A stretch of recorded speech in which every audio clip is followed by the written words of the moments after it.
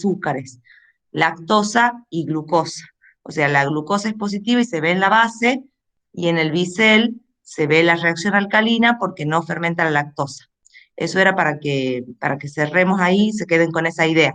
La cartilla estaba bien, eh, sí fermenta sacarosa, pero no lactosa. ¿De acuerdo? Era para Sí, profe, muchas que les gracias. quede eso clarito. Yo también me saqué la duda.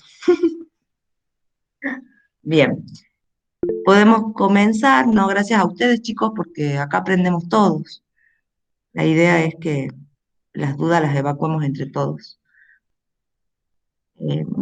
Bueno, el TP de hoy es un poquito largo porque es todo lo que es urocultivo y las infecciones extraintestinales. Voy a compartir la pantalla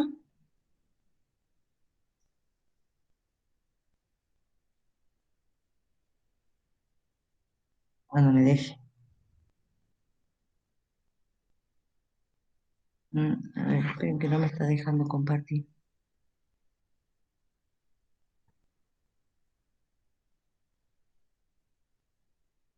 Bien, chicos, ahí están viendo. Sí, profe. Buenísimo. Bien, entonces vamos a ver urocultivo y enterobacterias, o sea, todas las enterobacterias que pueden llegar a causar una infección urinaria, y también a esas mismas enterobacterias como agentes causales de infecciones extraintestinales. Bueno, los objetivos, como siempre, van a ser integrar los conocimientos de las clases y las guías de trabajos prácticos, que ustedes puedan adquirir las herramientas necesarias para poder reconocer e identificar las enterobacterias en muestras extraintestinales y en un urocultivo, y que puedan interpretar correctamente y elaborar un informe para el médico. Las consideraciones generales de todas las enterobacterias, y esto yo les voy a ir recalcando aquellas que son diferenciales con respecto a los no fermentadores que vamos a ver la próxima clase. En este caso pertenecen a la familia Enterobacteriaceae, son un grupo grande y heterogéneo de bacilos gram negativos, son más de 50 géneros que incluyen más de 100 especies, son ubicuos en la naturaleza, o sea, los vamos a encontrar como microbiota y como, digamos, en el ambiente, y colonizan diferentes mucosas, principalmente la mucosa del tracto gastrointestinal. ¿Cuáles son las características? Son bacilos gram negativos de bordes redondeados, de 1 a 2 micras de largo, fermentan la glucosa, esa es la primera característica diferencial con respecto a los no fermentadores, son móviles por flagelos, en estos casos de enterobacterias los flagelos son perítricos, o sea, están en todo el cuerpo del bacilo. En el caso de los no fermentadores ya van a ver que son móviles por flagelos polares, son oxidasa negativos como característica general, siendo que los no fermentadores, algunos son oxidasa positivo. Las especies en su mayor medida son no capsuladas, pero hay algunas que sí tienen cápsula, son no esporulados, ¿sí? Y forman parte de la microbiota intestinal de hombre y animales. También habitan suelo, agua y superficie de distintas plantas. O sea, por eso decimos que son ubicuos, ¿sí? En la naturaleza. Con respecto a las características metabólicas, no son exigentes nutricionalmente o se desarrollan en medios comunes, son aerobios o anaerobios facultativos, o sea, no necesitan la microaerofilia para crecer, pero si están en microaerofilia crecen perfectamente. Producen ácido durante la fermentación de glucosa, ¿sí? Esa es una característica, como fermentan glucosa, producen ácido, pero puede ser con o sin producción de gas. Oxidasa negativos, reducen nitrato a nitrito, esta también es otra diferencia, que van a ver que los no fermentadores pueden llegar a reducir el nitrato a nitrógeno, ¿sí? Al nitrógeno gas, y no licúan alginato. Con respecto al punto de vista clínico, podemos clasificarlos en dos grupos. Algunas bacterias que son patógenas primarias, quiere decir que no son flora habitual, o sea, no forman parte de la microbiota normal, y cuando están presentes siempre indican infección. En este caso, habíamos visto en la clase pasada la salmonela, la shigella, la yersinia y algunas especies de coli, ¿sí? O sea, coli sí es un habitante, digamos, normal de la microbiota, pero no los coli enterovirulentos, ¿sí? Y con respecto al resto, se consideran oportunistas, o sea, son parte de la microbiota habitual, pero cuando salen de su hábitat y colonizan otros, digamos, órganos o tejidos, pueden alterar, digamos, la ecología y producir una infección y una enfermedad. Bien, en este caso están todos los géneros, que son los coli no enterovirulentos, Klebsiella, Enterobacter, Serratia, que corresponden al grupo QES, Proteus, Providence y Morganella, que corresponden a la tribu Proteae, y otras enterobacterias. Bien, ¿cuáles son las infecciones producidas por las enterobacterias? Fíjense que pueden producir todo tipo de infecciones, ¿sí? Las gastrointestinales propiamente dicho, que ya las hemos visto. En este caso vamos a ver las infecciones urinarias, pero también pueden producir bacteriemias, infecciones peritoneales. Son comunes las infecciones peritoneales porque son parte de la microbiota habitual y cuando hay una lesión pueden salir y producir, digamos, una infección peritoneal, infección de meninges, infección de heridas, infección de mucosas, neumonías, etc. En el caso, por ejemplo, de cuando tenemos una apendicitis, que puede, digamos, lesionarse, o sea, es como que la inflamación es tan grande que genera una ruptura, digamos, de la mucosa intestinal, ahí salen, se liberan esas bacterias y pueden producir una peritonitis, que es una infección, digamos, de todo el peritoneo, bastante grave. Con respecto al tipo de infección, va a ser la muestra que vamos a tener para trabajar. Para infecciones gastrointestinales habíamos dicho que era coprocultivo, en este caso para infecciones urinarias va a ser el urocultivo, para bacteriemia o sepsis el hemocultivo, infecciones peritoneales y de meninges va a ser líquidos de punción del sitio. Con respecto a heridas, y vamos a tener piel y partes blandas o secreciones, digamos, de las heridas, y con respecto a las neumonías vamos a tener muestras respiratorias. Con respecto a la infección urinaria, se define como un proceso inflamatorio que implica la invasión y la multiplicación de los microorganismos en el tracto urinario. Está asociada a piuria, quiere decir a una orina con leucocitos, y bacteriuria significativa. La importancia es que es una de las principales causas, digamos, de infección extrahospitalaria, o sea, de hecho es la segunda patología infecciosa más frecuente después de las respiratorias. Y el 50% de las infecciones nosocomiales están debidas a infecciones urinarias.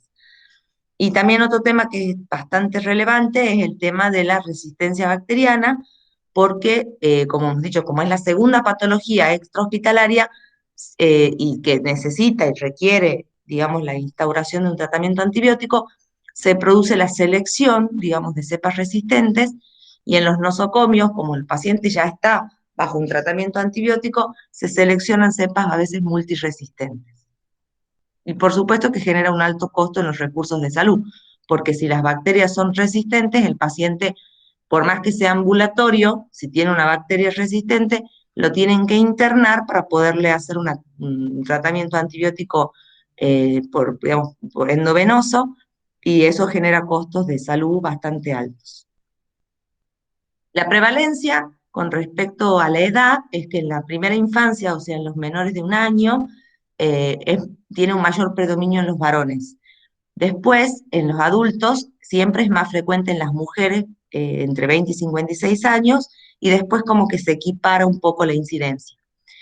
Con el tema de las mujeres es debido a las condiciones anatómicas, que tenemos la uretra más corta, es más fácil, digamos, que las bacterias asciendan por ahí, por un tema de actividad sexual, por el roce, el uso de diafragma, espermicidas, algunos jabones vaginales, el embarazo también es un factor predisponente, la diabetes, ¿sí? La obstrucción del flujo urinario, o sea, cuando hay un problema ya anatómico o funcional, Y cuando hay, por supuesto, un sistema inmune poco activo, también vamos a tener predisposición.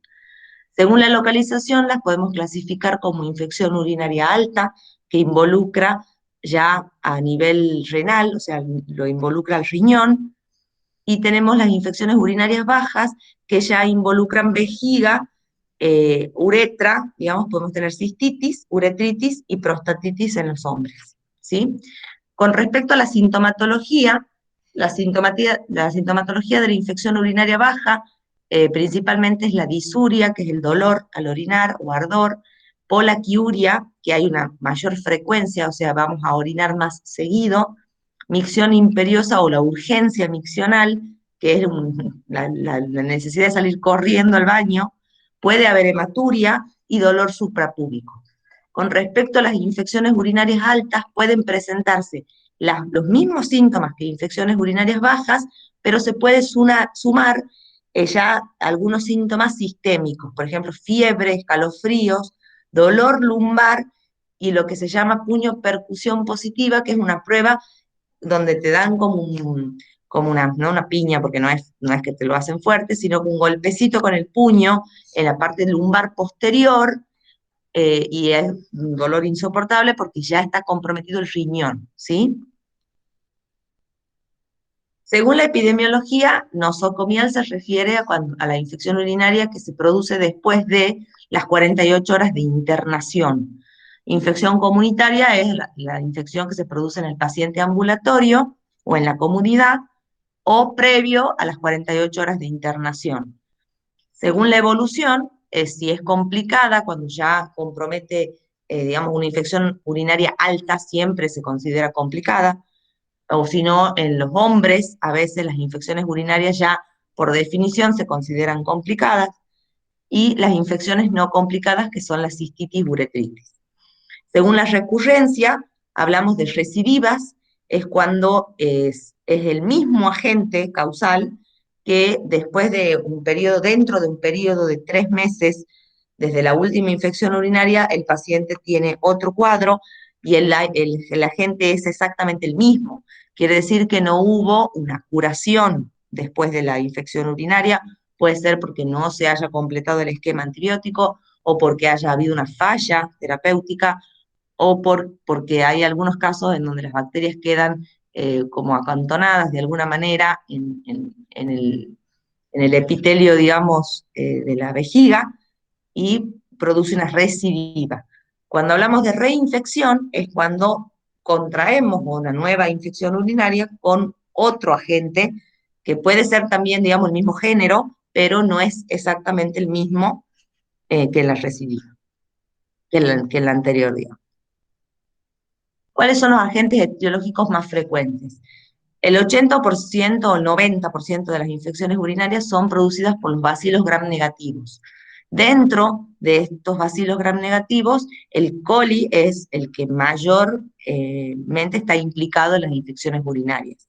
Después le siguen con menor frecuencia Klebsiella, Proteus, Enterobacter y Pseudomonas en algunos casos, ¿sí? Principalmente en los pacientes que están con sonda, por ejemplo, o que tienen algún problema anatómico.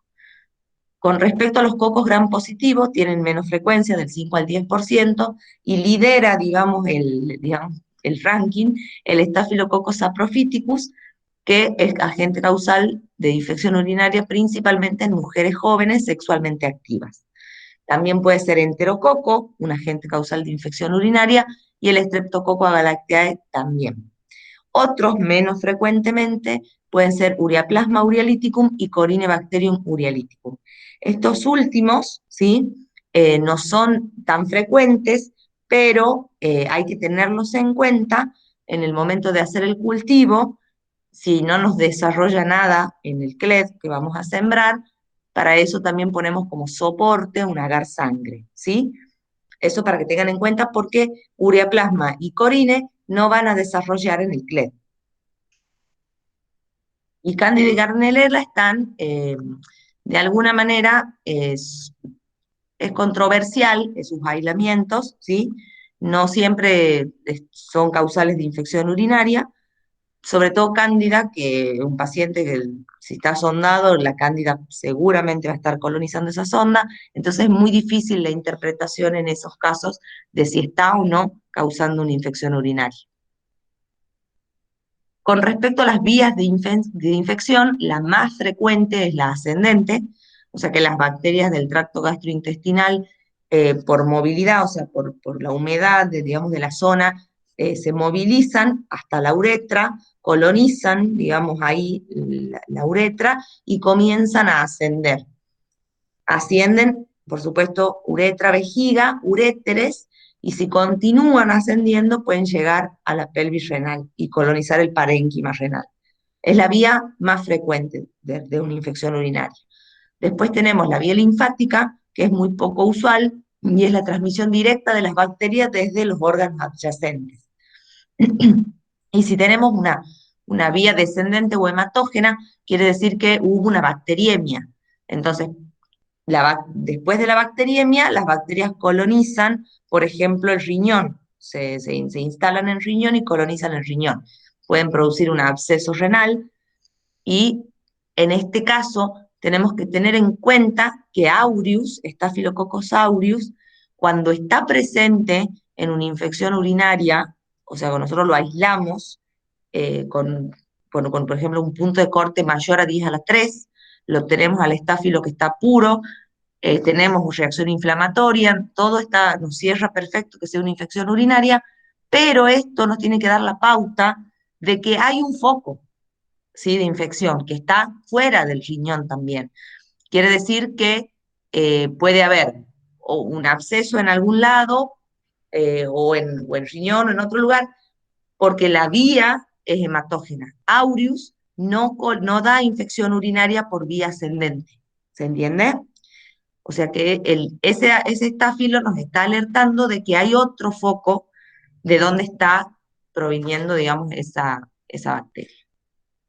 O sea que hay dos infecciones a la vez, la urinaria y otra. Con respecto a las fases, siempre tenemos las fases preanalíticas, que es súper importante, que tenemos que tener la solicitud del análisis, una correcta indicación y toma de muestra, un correcto transporte, un registro, y cuando en el caso digamos que sea necesario, hasta se puede rechazar la muestra. La fase analítica es en el momento que ya la aceptamos, comienza el procesamiento, y la fase posanalítica es cuando ya hacemos toda, digamos, la interpretación de ese aislamiento con el antibiograma y se elabora el informe.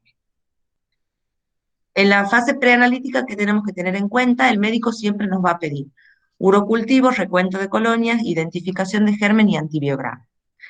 Necesitamos saber, para poder hacer una correcta interpretación, digamos, del urocultivo, la edad del paciente, el sexo, si presenta síntomas, qué síntomas presenta, si tienen o no un factor predisponente, o sea, si es diabético, si es inmunosuprimido, todo lo que nos puede, si tiene alteraciones anatómicas, si tuvo antecedentes de infección urinaria los 3 meses previos, y si estuvo o está bajo un tratamiento antibiótico, qué antibiótico está tomando. Con respecto a la toma de muestra, en niños y adultos la muestra de elección es el chorro medio miccional.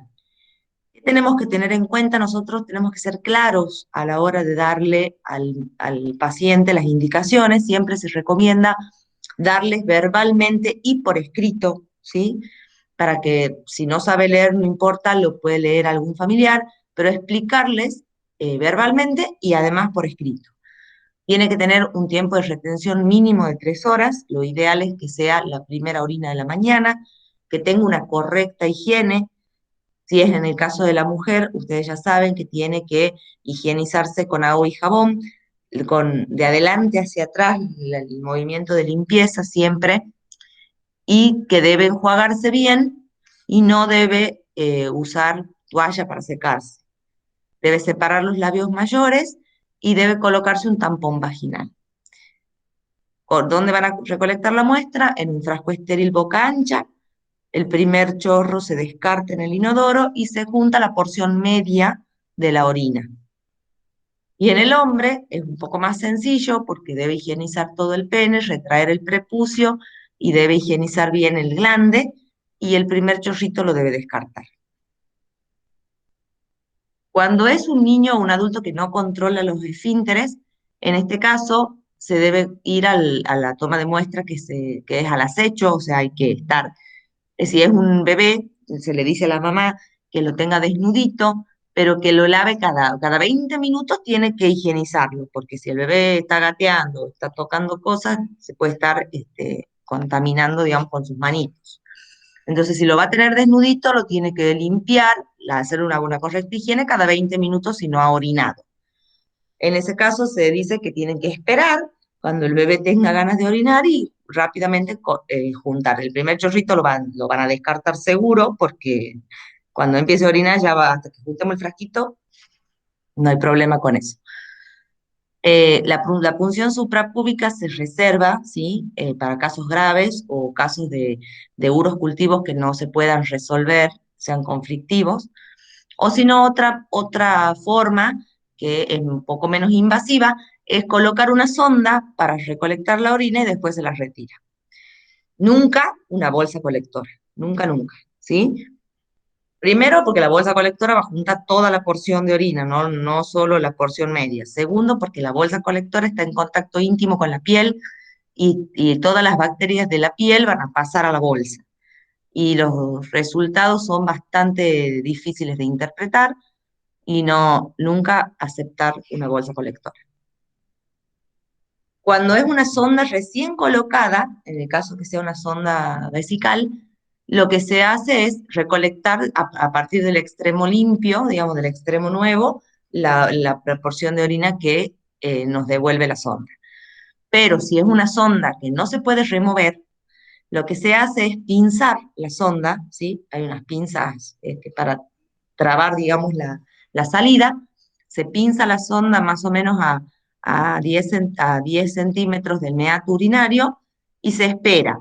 No se espera 1 o 2 horas en realidad, lo que se espera son 15, 20 minutos. Porque imagínense que el paciente está con la sonda y está con la orina retenida y el malestar que eso implica. Entonces, eso de 1 a 2 horas, no, como muchísimo 1 hora. Y generalmente son 20 minutos que pinzan y ya se junta ahí la porción de orina. Lo que se hace es limpiar la sonda, se debe desinfectar la sonda con yodo, povidona al 10%, con una gasita estéril, vamos a desinfectar la zona donde vamos a punzar a la sonda, que generalmente es la parte esa marroncita que están viendo. Se punza y se toman 10 mililitros con una jeringa estéril, por supuesto. Y se puede colocar en un frasco de orina, o si no, directamente nos llegan al laboratorio las jeringuitas con la orina, y nosotros ya sabemos que es de un paciente sonda. Bien, con respecto a otras muestras, no sé si se pudo conectar la profe Sí, Paula. acá Ahí estoy, está, perfecto. La profe Bueno, Paula nos va a explicar cómo se procede. Dejo de compartir, Pau, vale, así vas vos. ahora va.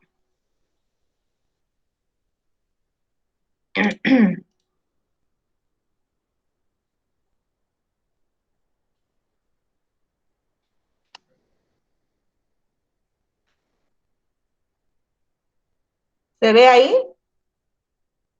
Sí, Pau, Sí, sí se profe. ve. Bueno, como les decía la profe Ceci, yo ahora le voy a dar otras posibles muestras que nos pueden llegar al laboratorio.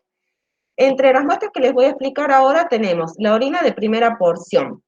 Esta orina o esta muestra en realidad nos va a llegar al laboratorio cuando el médico sospecha que el paciente puede estar cursando una uretritis. ¿Qué es la uretritis? La uretritis, como su palabra lo dice, es una inflamación de la uretra. Esta patología se da con mayor frecuencia en el hombre, pero también puede darse en la mujer, sobre todo aquellas mujeres que tienen edad fértil entre los 25 y los 35 años. Y esta uretritis puede ser de dos tipos. Tenemos la que es gonocóxica, que como su palabra lo indica, el agente causal es Neisseria gonorrhoeae. Puede ser no gonocóxica, que el agente causal mayormente asociado es clamidia, y también hay un cierto porcentaje que puede ser causado por tricomonas. ¿Cuál es la sintomatología del paciente? El paciente presenta ardor o dolor al orinar, tiene inflamación o secreción, o sea, puede estar acompañada de secreción de pus por la uretra, y además puede tener, en el caso del hombre, dolor y hinchazón de uno o ambos testículos. Entonces, ¿qué tenemos que tener en cuenta a la hora de dar las indicaciones para la correcta toma de muestra? Por un lado, indicarle al paciente el tiempo mínimo de retención. Hay que indicarle que esta orina tiene que estar contenida en vejiga toda la noche, o por lo menos con una retención mínima de 3 horas. El paciente no debe encontrarse con tratamiento antibiótico, y hay que indicarle el tipo de frasco que deben utilizar, que ustedes ya los conocen, que son los frascos de urocultivo, que son frascos que tienen boca ancha y cierre hermético, que por supuesto tienen que ser estériles. Entonces, ¿qué hay que indicar al paciente? La higiene del área genital. Como la profe recién también les había comentado, tanto en el caso de la mujer como en el hombre, hay que indicarle la correcta higiene, con un lavado abundante de agua y jabón. En el caso de las mujeres, recuerden que hay que indicar la separación de los labios, ¿sí? Y la colocación del tampón vaginal. Y en el caso de los hombres, tienen que limpiar correctamente toda la zona del pene, retraer el prepucio y, digamos, realizar una correcta higiene. Por otro lado, un punto importante es que indicarle que tiene que tomar la primera porción o el primer chorro. Esto equivale aproximadamente a 20 mililitros, ¿sí? Del frasco, de la contención del frasco. Ahí vemos una foto también. También hay que indicarle que tiene que roturarlo perfectamente, ¿sí? Con todos los nombres, las indicaciones necesarias, y recién ahí remitir al laboratorio para llevar a cabo todos los análisis característicos. Otra muestra que recibimos en el laboratorio es la secreción prostática post masaje prostático. En este caso vamos a recibir estas muestras cuando el médico sospecha que el paciente puede estar cursando una prostatitis. ¿Qué es la prostatitis? La prostatitis es una inflamación urinaria parenquimatosa. Es la enfermedad urológica más frecuente en hombres menores de 50 años y la tercera en mayores de edad. ¿Cuál es la sintomatología del paciente? El paciente presenta fiebre, escalofríos, puede estar acompañado de síntomas urinarios como disuria, polaquiuria, dolor lumbar, puede ser dolor suprapúbico. ¿Y qué vamos a tener en cuenta para realizar el diagnóstico? Para realizar el diagnóstico lo que se hace es tomar 4 muestras. Este es el método llamado Mirs-Stemey, ¿sí? Que, como les había comentado, requiere la recolección de 4 tipos de muestras, que se van a utilizar con 4 frascos de urocultivo estéril diferentes. ¿Qué me permite esto? Obtener diferentes fracciones antes y después de un masaje prostático. Acá hay que aclararle que esta muestra las toma tanto el paciente con el médico. Entonces, primariamente, nosotros vamos a tener en nuestro frasquito de urocultivo la recolección de la orina uretral, que es lo que equivale al primer chorro. Por otro lado, el paciente va a juntar la orina vesical, que es lo que nosotros, recuerden, le llamamos chorro medio. Después el paciente es sometido a un masaje prostático por la zona vía transrectal para poder así obtener un mínimo, porque generalmente siempre es muy poca la porción de secreción prostática y muchas veces no se la consigue, y esta muestra también puede ser reemplazada por una muestra de semen. Y por último vamos a tener la orina post-masaje, que es la pequeña porción que puede haber quedado de orina contenida en la vejiga y que tiene la particularidad de poder arrastrar cierta secreción que ha generado la próstata y podemos colectarla dentro de este frasco. Entonces, ¿cómo va a ser la interpretación? Se va a considerar que hay prostatitis cuando el recuento de bacteria aislada es 10 veces superior en la secreción prostática o semen o la orina post-masaje que las primeras recolecciones, que es como la orina uretral y vesical.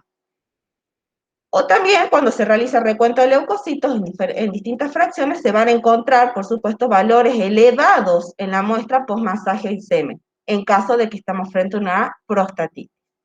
¿Cuáles son los agentes etiológicos más frecuentes? Generalmente es causadas por enterobacterias. En primer lugar por Escherichia coli, en segundo lugar por Klebsiella y en tercer lugar por Proteus.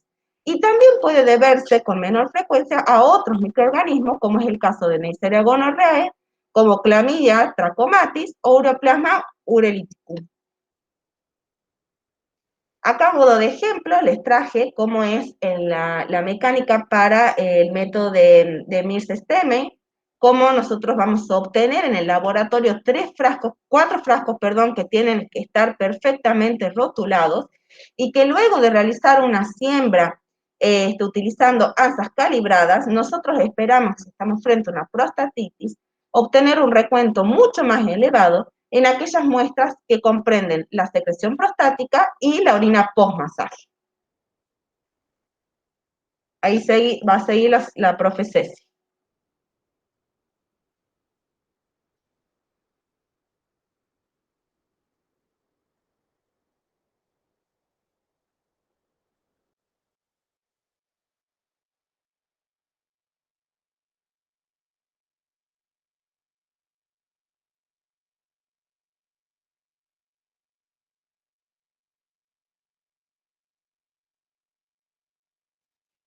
Ahora sí, estaba hablando en mute.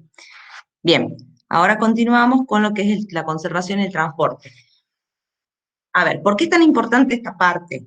No nos olvidemos que a pesar de que la muestra proviene de un sitio estéril, ¿sí? Y eliminamos el primer chorrito cuando se trata de un chorro medio, eh, quizá algo de bacteria puede ir, algo de bacterias que, digamos, de la flora, pueden llegar al frasquito, ¿sí? A pesar de todos los recaudos, y además, porque si nosotros tenemos un bajo número de orinas y no está correctamente conservada o transportada, no nos olvidemos que el tiempo de generación bacteriana media de un coli o de un coco es de 20 minutos.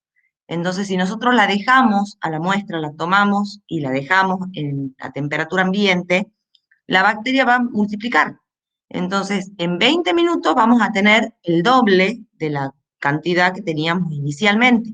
Por eso es que es tan importante que estén refrigeradas las muestras que no van a ser inmediatamente transportadas, y si el transporte, el tiempo de demora al laboratorio es más de 15 minutos, deben estar transportadas en un frasquito, que puede ser un botecito de helado con hielo, ¿sí? Entonces, es sumamente importante decirle al paciente que la tiene que transportar correctamente y que la tiene que conservar, si no puede en el momento llevarla, en la heladera. ¿Bien?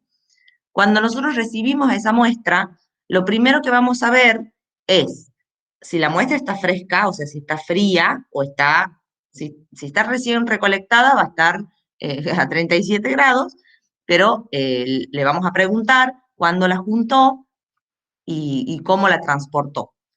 Si la muestra está derramada, mal cerrada o en un frasco que no corresponde, se la debe rechazar, ¿sí? No nos olvidemos que para poder tener un buen diagnóstico tenemos que partir de una buena muestra. Y muchas veces los pacientes, cuando vos les decís que el frasco no corresponde, se enojan porque te dicen, yo lo lavé bien. Bueno, pero es un frasco de miel. Nos llevan en los frasquitos de miel o de mermelada las orinas y ellos te retrucan que lo han limpiado, que lo han lavado, bueno, bárbaro, pero yo no puedo ponerle una tira reactiva y voy a tener glucosa, que no corresponde, digamos, a la orina, sino al frasco. Y también puedo llegar a obtener cualquier otro germen que sea del frasco y no de la orina. Entonces tiene que ser sí o sí un frasco estéril, boca ancha, bien cerrado y que llegue bien en las condiciones óptimas al laboratorio. O sea, no tengan miedo de rechazar cuando corresponde la muestra. Generalmente están acostumbrados a admitir todo tipo de muestra en el laboratorio de microbiología por la dificultad de una nueva toma de muestra. En el caso de orina, es una de las muestras que más rechazo se tiene, o sea que uno generalmente rechaza cuando no cumple con estos criterios, porque es una muestra que la pueden volver a recolectar fácilmente. Con respecto al diagnóstico, el urocultivo implica a esa orina, además de hacerle el examen físico-químico, se la va a cultivar, o sea, se la va a sembrar, para poder después aislar las bacterias y proceder a la identificación, que como ya venimos viendo, puede ser la identificación fenotípica clásica por propiedades bioquímicas o por pruebas agrupadas o API, o sistemas automatizados o MALDI-TOF. Esta diapo es para que ustedes tengan en cuenta que yo voy a tener un frasquito de orina y siempre debo respetar el orden del trabajo. Yo no puedo ponerle la tira reactiva al frasco porque la tira reactiva no es estéril y lo puedo estar contaminando. Entonces, lo primero que van a hacer previa homogeneización, que eso es súper importante, porque no se olviden que esa orina puede haber estado en la heladera, entonces las bacterias y las células, todo van a decantar, entonces debemos homogeneizarla bien a la muestra y sembrarla, con un ANSA estéril, por supuesto. La siembra se debe hacer en un agar sangre y en un CLED, mínimamente en estos dos medios siempre. Si disponemos de medios cromogénicos, también los vamos a incorporar. Después de sembrar, que ya nos quedamos tranquilos que la muestra no la hemos contaminado, podemos separar una fracción en un tubito cónico para hacer el sedimento, ¿sí? De esa fracción que separamos, son 10 mililitros de orina en un tubito, lo ideal es que sea un tubo cónico estéril, y se lo centrifugue 10 minutos a 2000 revoluciones. El sobrenadante se va a descartar invirtiendo completamente el tubo sin miedo, ¿sí? Y lo que queda en la base del conito es lo que vamos a homogeneizar y observar el sedimento en 40. O sea, entre porta y cubre vamos a observar la presencia de células epiteliales, leucocitos, eritrocitos, cristales, mucus y gérmenes. Nos vamos a concentrar en eso. A veces aparecen parásitos también, y también los tenemos que tener en cuenta, ¿sí? Sobre todo el Oxyurus a veces aparece en los sedimentos urinarios. Estos son indicadores que vamos a tener en cuenta para poder interpretar ese sedimento junto con la orina. ¿Me van a esperar un segundito, chicos?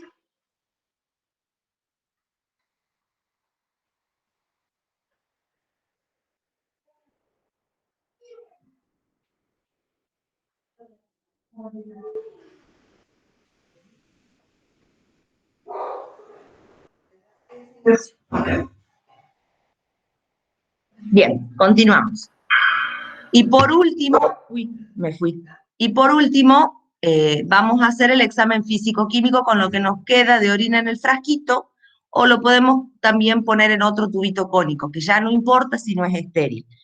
Y en este caso, ¿qué vamos a observar? Pues el color, el aspecto, la turbidez.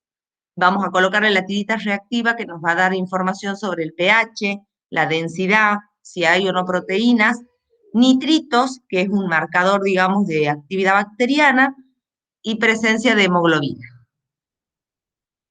Bueno, una vez que ya hemos sembrado, hemos hecho todo el sedimento, tenemos que tenerlo anotado, se deben incubar las plaquitas, que va a ser el agar sangre se va a incubar en microaerofilia. El agar sangre nos va a servir como soporte en caso de que no haya desarrollo en el CLED. No, es muy importante para esas bacterias que yo les contaba, como el Corynebacterium y el Ureaplasma, que no desarrollan el CLED. Y en el caso de, si nosotros estamos trabajando con una población pediátrica, sobre todo, o sea, con niñitos menores a 5 añitos, es muy también, no tan común, pero sí puede deberse a hemófilus. Y en este caso, muchas veces lo que hacen en los hospitales pediátricos es reemplazar el agar sangre por un chocolate, ¿sí? Si ustedes están trabajando con una población de adultos, pueden utilizar el agar sangre, ¿sí? Y si son adultos mayores, o sea, ancianos, también puede deberse a hemófilus, podrían poner un chocolate. Pero a modo de general, nos valemos del agar sangre. Y la técnica que se hace digamos, para el recuento es una siembra que es semi-cuantitativa, que es la que se hace de rutina, que es la de 3 toques, que debemos tocar, o sea, tomar con el ANSA la porción de orina y tocar en 3 lugares del CLED, y se comienza a estriar desde el último, ¿sí? Desde el tercer toque, después el segundo, y por último estriamos el primero. Es hemicuantitativa, ¿sí? Pero es la que se usa de rutina. La técnica cuantitativa propiamente dicha es la de elusión, que se coloca el ANSA digamos, de orina en 10 mililitros de CLED fundido y enfriado a 50 grados, se homogeniza y se lo plaquea y se deja que solidifique. Y la técnica en un medio cromogénico, que generalmente se lo divide, digamos, al medio cromogénico para que nos admita mayor muestras de orina, se lo puede dividir en 4, en 6, dependiendo, digamos, de dónde, digamos, de la cantidad de orinas que tengan y digamos, de la posibilidad económica que tengan. Después de la incubación, que no se olviden que el CLED y el cromogénico se incuban en aerobiosis, o sea, directamente invertidos en la estufa. Siempre recuerden que las placas se incuban invertidas, ¿sí? Porque el agua de condensación de la tapa puede caer en el medio y producir, digamos, que se disemine o se forme una pátina que no nos va a permitir hacer el recuento. Debemos proceder a la observación macroscópica, como siempre, del medio, que en el medio del CLED nos va a permitir ver si fermenta o no la lactosa, las características, digamos, morfológicas de la colonia, y después hacemos la observación microscópica, que es la coloración de Gram desde la colonia. En este caso sí es necesario hacerlo, ¿sí?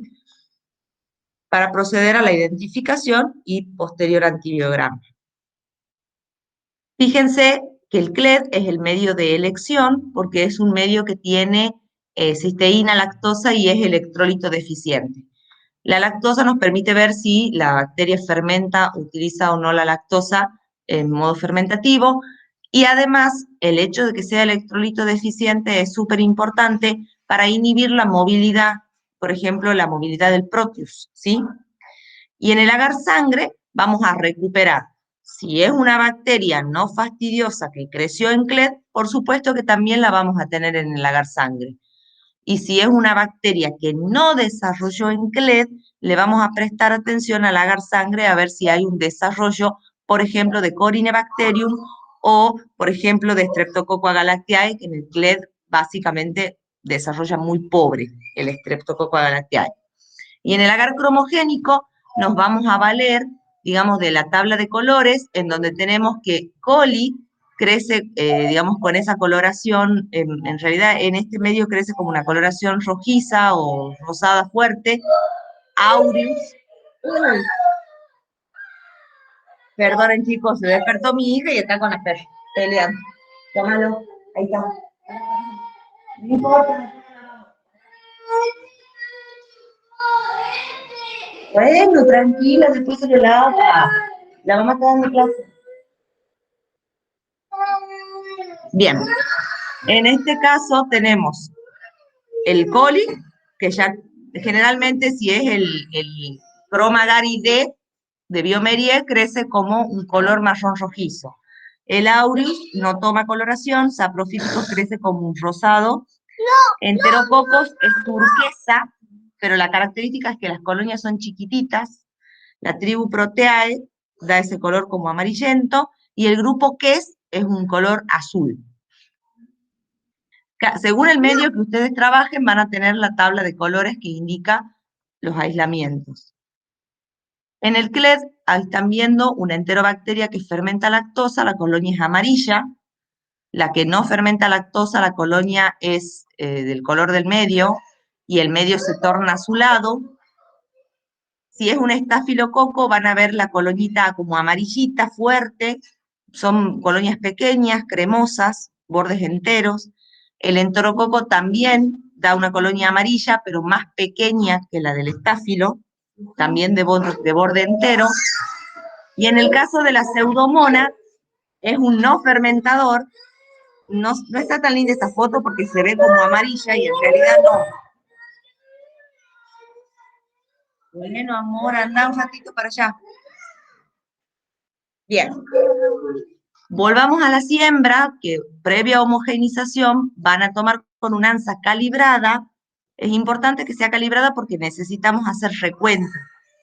Y van a tocar en el sangre, no hay problema porque van a sembrar por agotamiento, porque ahí no vamos a hacer el recuento. Y lo van a incubar en microaerofilia. En el CLED van a hacer la técnica de los 3 toques con una ansa calibrada, van a sembrar siempre, van a hacer los 3 toques y van a proceder a sembrar desde el último toque, primero, el tercero, después el segundo y por último el primero. Y en el medio cromogénico van a sembrar en una porción del medio por agotamiento. El sedimento, bueno, yo ya más o menos les expliqué que tienen que tomar con una pipeta Pasteur, una pipeta 10 mililitros de orina, lo colocan en un frasco, en un tubo cónico estéril y se lo debe centrifugar. Una vez que descartamos el sobrenadante, vamos a ver el sedimento estandarizado, ustedes ya lo van a ver en Clínica 3, que es tomar 20 microlitros, se lo coloca entre porta y cubre, para poder hacer una estandarización del sedimento. Siempre se centrifugan 10 mililitros y se colocan 20 microlitros. Lo que vamos a observar son células epiteliales, leucos, eritrocitos, cristales, mucus y gérmenes. ¿Qué información nos da el sedimento? Principalmente nosotros en microbiología nos vamos a abocar a observar si hay o no reacción inflamatoria. Decimos que hay reacción inflamatoria cuando el sedimento tiene más de 5 leucocitos por campo, observando con el microscopio en 40 por. Fíjense los leucocitos, ustedes no sé si han visto ya algún fresco, pero los leucocitos se observan como una pelotita de golf, ¿sí? Son redondeados y tienen como un puntillado que lo ven que son los gránulos, ¿sí? Esos puntitos negros son los granulitos. Y fíjense, los hematíes, en el caso, digamos, del sedimento, se observan perfectamente, son más pequeños que los leucocitos, se observan más bien homogéneo el interior, bien, y se puede hasta a veces observar, digamos, la depresión central, digamos, del leucocito. En algunos casos lo pueden observar cómo se observa, digamos, la morfología. Con respecto a los cristales, los más comunes son los de oxalato, que son estos que están abajo a la izquierda, que son los que tienen formita como de un sobre, ¿sí? Pero hay distintos cristales, hay fosfatos triples, digamos, hay uratos amorfos, fosfatos amorfos. Y las bacterias, fíjense cómo se observa en el fondo. Acá hasta se ve la morfología, podemos ver los bacilos, ¿sí? Se pueden diferenciar a veces hasta la morfología.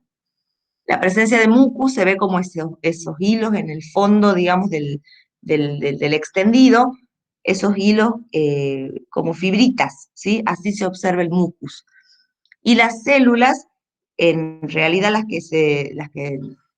que mayormente se observan son las células epiteliales planas, que son las células, digamos, de descamación. Podemos observar células redondeadas, que son las del uroepitelio ya, células más, digamos, más profundas, de las capas más profundas del uroepitelio. El hecho de que tengan muchas células, si ustedes observan muchísimas células en un sedimento, puede estar marcando, ¿sí? Si en el caso que sea una no embarazada, eso nos puede estar marcando una contaminación con flujo, ¿sí? Si la paciente es embarazada, es normal que encontremos una alta descamación y un sedimento con muchas células. Pero si la paciente no es embarazada y nosotros tenemos una imagen como la última, la de abajo a la derecha, podemos sospechar que hay una contaminación con flujo vaginal. Entonces, esos son datos, detalles que les van a servir para hacer una interpretación correcta. ¿Qué hacemos después de haberla sembrado a la orina? La debemos conservar. Siempre tenemos que conservar las muestras hasta que no esté el informe, ¿sí? Hasta que tengamos listo el informe, tenemos que conservar la muestra por cualquier cosa. Se debe guardar, ya sea la orina entera en la heladera, si tienen lugar, porque depende de la cantidad de muestras, Lula, hazme el favor, saca de la perra. Y si ustedes no tienen lugar suficiente para almacenarla directamente a la orina, deben guardar el sedimento que habíamos tomado en el frasquito estéril, ¿sí? El sedimento, ¿para qué se lo guarda? Siempre, digamos, la muestra es de la orina entera, lo que se siembra, ¿sí? En caso de que ustedes no tengan nada de desarrollo en el CLEP y haya un escaso o pobre desarrollo en el agar sangre, pero les genere sospecha que hay un sedimento patológico, que hay un paciente que puede llegar a tener una infección por un germen no habitual y que hay escaso desarrollo en el sangre o ustedes vieron bacterias en el sedimento, pero no les creció, en ese caso, recurren al sedimento que han guardado, ¿sí? Por supuesto que después no van a hacer recuento porque el sedimento está concentrado, pero sí les sirve para recuperar quizá un germen fastidioso que no les ha crecido en el CLEF y en el agar sangre está pobre o no lo pueden recuperar. Bien, ¿cómo van a hacer el recuento y la interpretación del urocultivo? Tenemos que sembrar con una anza calibrada, ¿sí? Generalmente la anza que se usa es de 5 microlitros, entonces vamos a sembrar 5 microlitros en los 3 toques. Ahí fíjense, en la imagen de la izquierda hay muy poco desarrollo, en la imagen de la derecha tienen abundante desarrollo, y van a contar las colonias que están en los 3 toques. Si las colonias no se pueden contar, es porque es muy alto digamos, la cantidad de bacterias, ya asumimos que el recuento es superior a 10 a la 5, cuando no las podemos contar. ¿Sí? Si las podemos contar, las contamos y hacemos la reglita de 3. En 5 microlitros desarrollaron tantas colonias. En 1000, o sea, en 1 mililitro, X. Y ahí vamos a tener las unidades formadoras de colonias por mililitro. Y de ahí tenemos que ir a esta tablita para poder hacer la jerarquización. Si nosotros tenemos un recuento mayor a 10 a la 5, ¿sí? O sea, mayor a 100.000 unidades formadoras, y una reacción inflamatoria, o sea, vemos que existen más de 5 leucocitos por campo, estamos frente a una infección urinaria. Cuando la reacción inflamatoria, o sea, no hay, o es menor a 5 los leucocitos por campo, puede ser una infección urinaria probable, ¿sí? Si es monomicrobiano el crecimiento, tenemos menos de 5 menos de 5 leucocitos, es una probable infección urinaria. Si tenemos un recuento entre 10 a la 4 y 10 a la 5, si tenemos más de 5 leucocitos, también es una infección urinaria. Si no hay más de 5 leucocitos, tenemos que solicitar nueva muestra, ¿sí? Porque estamos con un recuento intermedio y no hay reacción inflamatoria, puede ser contaminación, entonces tenemos que pedir una nueva muestra. Y el corte sería 10 a la 3, o sea, si nosotros tenemos 10 a la 3 con más de 5 leucocitos por campo, es infección urinaria. Pero un recuento de 10 a la 3 con menos de 5 leucocitos por campo se considera directamente negativo y no se pide nueva muestra ni nada. En los hombres, consideramos un recuento mayor a 10 a la 5 y entre 10 a la 3 y 10 a la 4, siempre y cuando tengamos más de 5 leucocitos. Si no tenemos más de 5 leucocitos, puede ser una infección urinaria probable o se lo puede dar negativo si es el recuento es de 10 a la 3 y 10 a la 4, menos de 5 leucocitos por campo. En niños, fíjense que el corte es directamente 10 a la 4, ¿sí? Es un poquito mayor que el corte en la mujer o en el hombre, que es 10 a la 3, porque en el niño a veces es más difícil tener la correcta higiene, ¿sí? Entonces por eso es un poquito más alto el corte.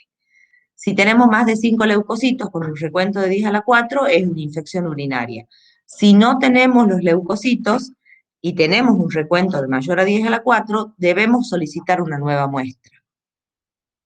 Si el recuento es entre 10 a la 3 y 10 a la 4 y hay leucocitosis, o sea, hay mayor a 5 leucocitos, es probable la infección urinaria y en ese caso se la puede informar, pero se puede, digamos, poner una observación que llama la atención, la escasa reacción inflamatoria o que está como el recuento borderline. Y si tenemos un recuento menor a 10 a la 3, ya sea que tenga o no reacción inflamatoria, es negativo. Se lo considera negativo porque los niños habíamos dicho que es más difícil la correcta higiene y generalmente vamos a tener algo, digamos, de contaminación en la muestra. Sí, sí, lo mismo. En realidad, claro, en realidad de 10 a la 4, 10 a la 5, con más de 5 leucos, es infección urinaria. Y entre 10 a la 4 y 10 a la 5, con menos de 5 leucos, es una infección urinaria probable. No de nada. Ahora continúa la profe Paula con la proporción suprapúbica. Voy a dejar de compartir para que ella pueda compartir su pantalla. Ahí está.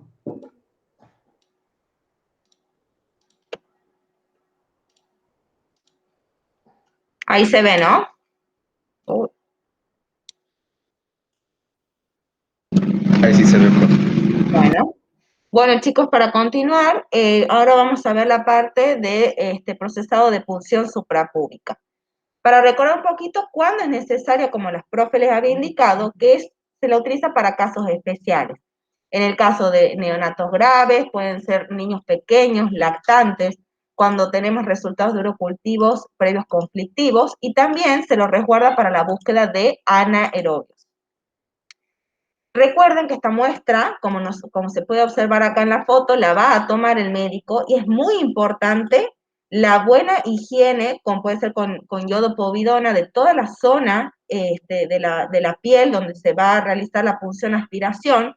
El médico va a realizar un campo quirúrgico y va a tomar, bueno, va a palpar y va a ver que va a tocar si la vejiga está llena y va a tomar la muestra utilizando una jeringa y aguja estéril por punción aspiración. Entonces, ¿qué vamos a recibir nosotros en el laboratorio? En el laboratorio vamos a recibir, como la imagen les muestra, acá la orina contenida dentro de una jeringa. Lo primero que deben hacer ustedes es trasvasar esta orina a un frasco estéril para poder así trabajar. Por un lado, recuerden que primariamente lo que vamos a hacer es realizar la siembra, una siembra directa, utilizando anzas calibradas, porque recuerden que ustedes van a tener que hacer recuento de color. Entonces, ¿qué medios de cultivo vamos a incorporar? Por un lado, el CLED, que la profe también ya les había comentado, la particularidad que tiene este medio de cultivo, que permite recuperar microorganismos que están asociados a infecciones urinarias y que tiene la particularidad de ser electrolito deficiente, por lo que inhibe el movimiento de ciertos microorganismos, como es el caso del proteo, todo ese movimiento swarming que presenta. Y también y que además, por supuesto, va a permitir la recuperación de otras enterobacterias, de bacilos gram negativos no fermentadores, de enterococos, estafilococos. Vamos a incorporar un agar sangre que va a permitir recuperar patógenos habituales que pueden crecer con dificultad en lo que son los medios selectivos indiferenciales. Y también es muy importante la incorporación de un agar chocolate para la búsqueda de hemófilos influenzae, sobre todo en niños menores de 5 años. A su vez, estas placas lo que se va a hacer, la vamos a sembrar entonces con una anza calibrada, el CLED se va a incubar en aerobiosis a 37 grados durante 24-48 horas, y tanto el agar sangre como el agar chocolate lo vamos a incubar en microaerofilia a 5% de dióxido de carbono y lo vamos a incubar a 37 grados durante 24-48 horas. Y en el laboratorio también podríamos incluir la siembra de un frasco de tioglicolato, o bien, si contamos en nuestro laboratorio con un método automatizado como el caso del Bactaler, podríamos inocular también un frasco de hemocultivo para poder así favorecer el desarrollo de aquellos microorganismos más exigentes o fastidiosos que pueden no crecernos en estos medios de cultivo en una siembra directa.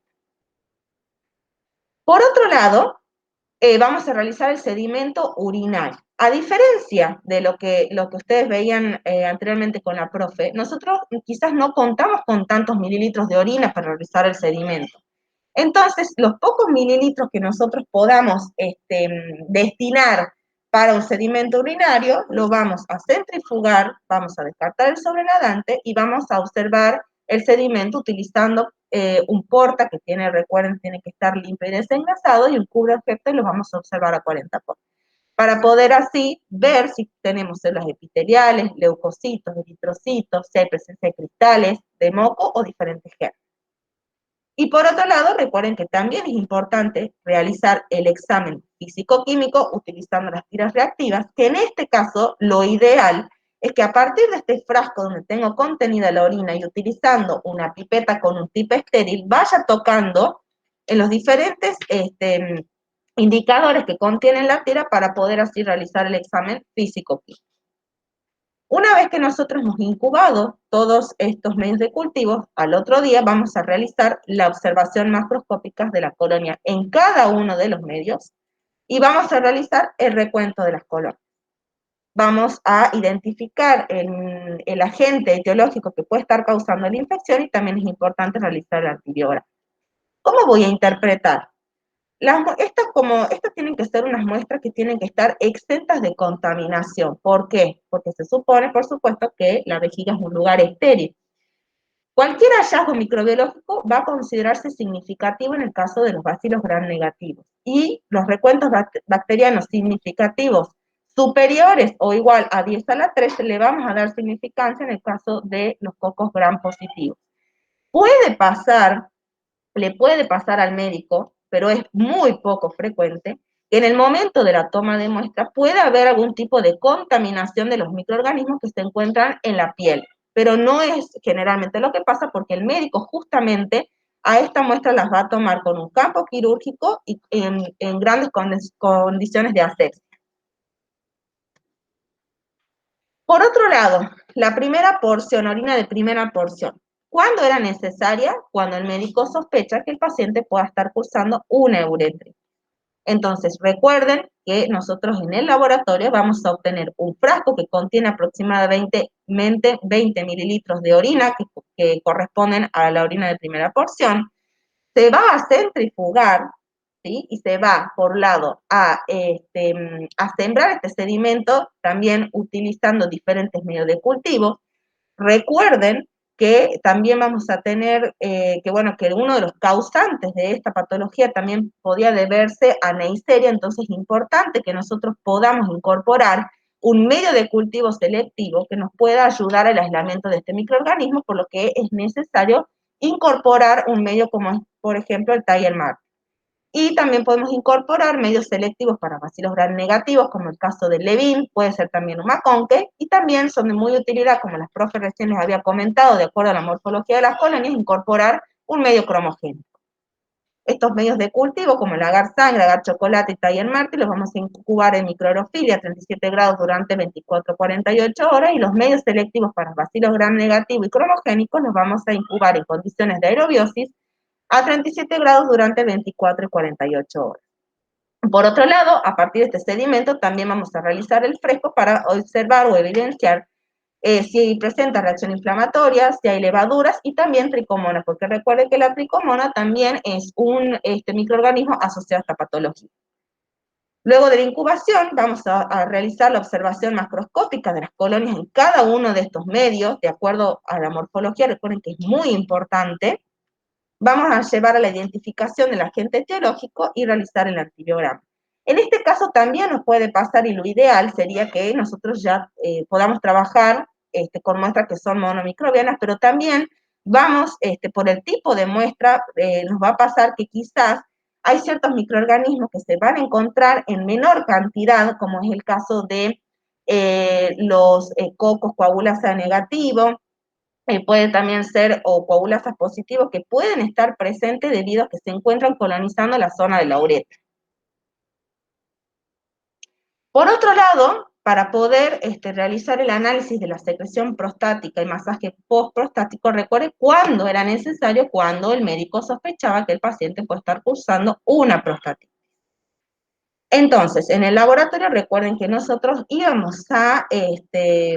nos iban a llegar 4 frascos que tenían que estar correctamente identificados. Recuerden que era la muestra de primer chorro o primera porción, que me va a representar los microorganismos que se encuentran dentro de la uretra anterior. La muestra del chorro medio, que me va a reflejar todos los microorganismos que se encontraban en la vejiga. La muestra de secreción prostática, ¿sí? Que recuerden que esta va a ser la recolección de la secreción post masaje por la vía transrectal que realizaba el médico, que me va a reflejar los microorganismos presentes de origen prostático, y la muestra de orina post-masaje, que, bueno, que es emitida espontáneamente luego del masaje, que podría arrastrar los microorganismos que están presentes en la secreción prostática. Entonces, en este caso también va a ser necesario centrifugar, y el sedimento también se va a sembrar con ansa calibrada. Vamos a utilizar los mismos medios de cultivo: agar sangre, agar chocolate, Tiger Martin para la búsqueda de gono, Levino, Maconque y medios cromogénicos. Vamos a incubar estos 3 medios de cultivos en microaerofilia, y todo lo que es medios selectivos y diferenciales para bacilos gram negativos y cromogénicos en condiciones de aerobiosis. Recuerden que este método nos va a permitir el diagnóstico microbiológico realizando cultivos cuantitativos comparativos de diferentes fracciones de la orina de secreción prostática. ¿Para qué? Porque yo tengo que de alguna forma establecer si la infección está localizada en la vejiga o en la próstata. Entonces, también a partir del sedimento vamos a realizar un fresco para evidenciar si hay reacción inflamatoria, puede ser también la presencia de levaduras y de tricomas. La observación macroscópica es crucial y muy importante. Después de cumplir el tiempo de incubación, vamos a realizar recuento, identificación del agente etiológico y el antibiograma. ¿Y qué voy a tener en cuenta en la interpretación? Recuerden que yo ya les había comentado que se va a considerar que el paciente está cursando una prostatitis cuando el recuento de la bacteria aislada es 10 veces mayor en la secreción prostática. Recuerden que esta muestra también podía ser reemplazada por una muestra de semen, o bien por la orina que nosotros hemos recolectado post-masaje, respecto a las primeras muestras de primer chorro y de chorro medio.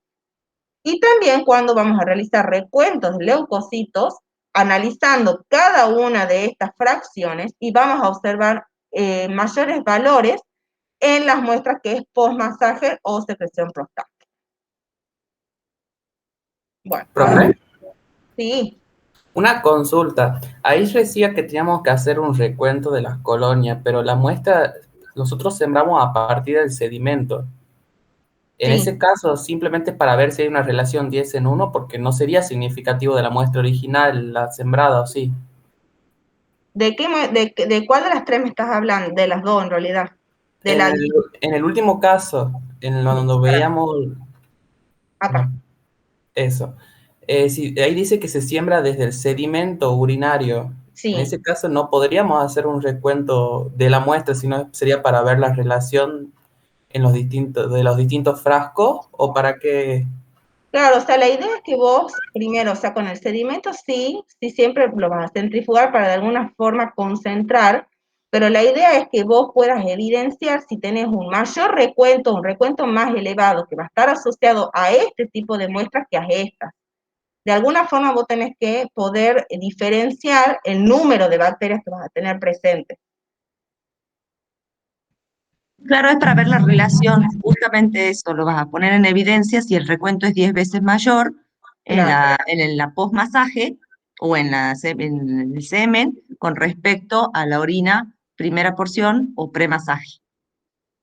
Porque acuérdate que si es prostatitis, la inflamación va a venir de próstata. Entonces, cuando uno estimula, o cuando el médico estimula la próstata, y vamos a lograr, digamos, que haya una secreción, y si la infección viene de ahí, vos vas a encontrar un mayor número de bacterias asociadas ahí, que en sí hubiese, como si la infección se hubiese tratado o de la vejiga, o causante, por ejemplo, de una uretritis. O sea, la concentración mayor, vos vas a ver en la placa cómo vas a tener un recuento mucho más elevado en lo que es respecto a secreción prostática, semen y orina post-masaje.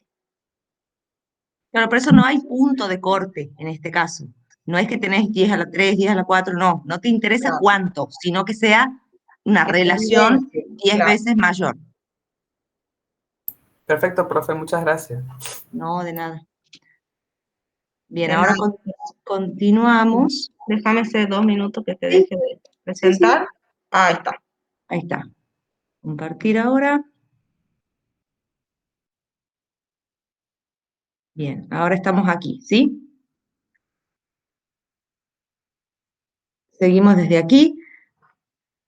Entonces, con respecto a la observación macroscópica y la observación microscópica, si ustedes tienen colonias, por ejemplo en el CLED, que son puntiformes, bordes redondeados, pequeñas, pueden ser amarillitas, en ese caso podría ser un coco. En el caso que la colonia sea más grande, puede ser lactosa positiva o negativa, pero es una colonia más grande, más mucosa.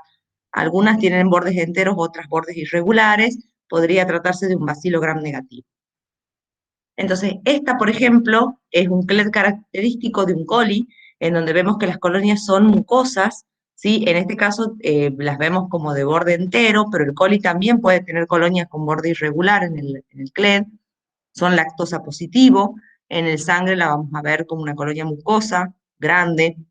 En el CLED, fíjense, en este medio, que no sé qué marca es, eh, no sé qué marca comercial es, pero el color del coli es ese color, para mí es medio moradito.